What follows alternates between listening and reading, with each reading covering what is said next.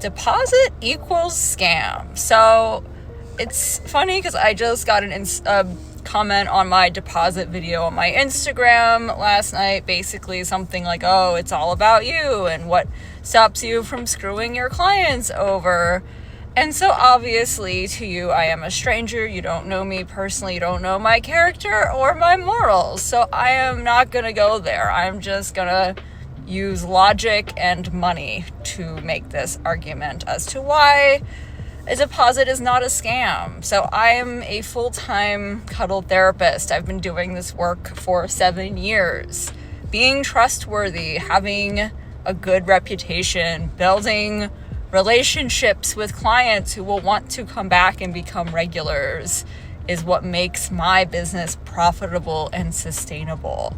Scamming is not a long-lasting gig, and you often have to move from town to town.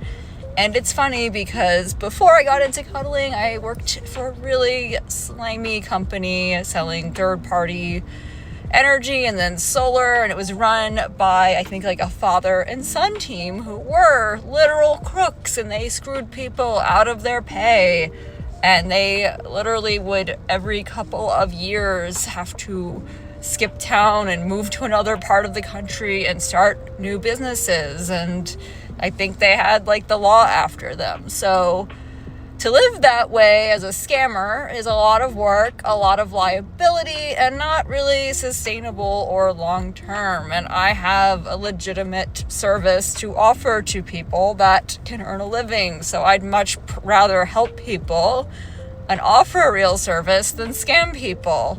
Number 2, I have a payment processor. It's called Square. You've probably heard of it. So it does offer buyer protection.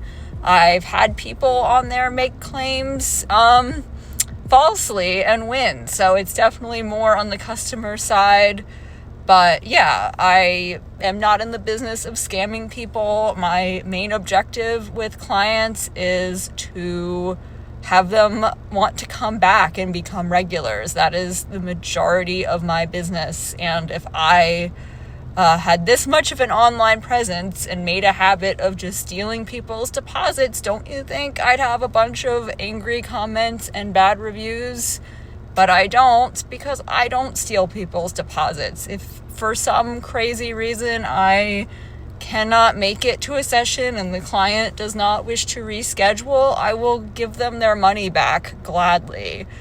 Because honestly, if you think about it, let's say I could get 175 out of you today and scam you, you'll never talk to me again. But if you come in and have a wonderful session, I could make thousands of dollars off of you as a long-term client. So why wouldn't I just want to do that?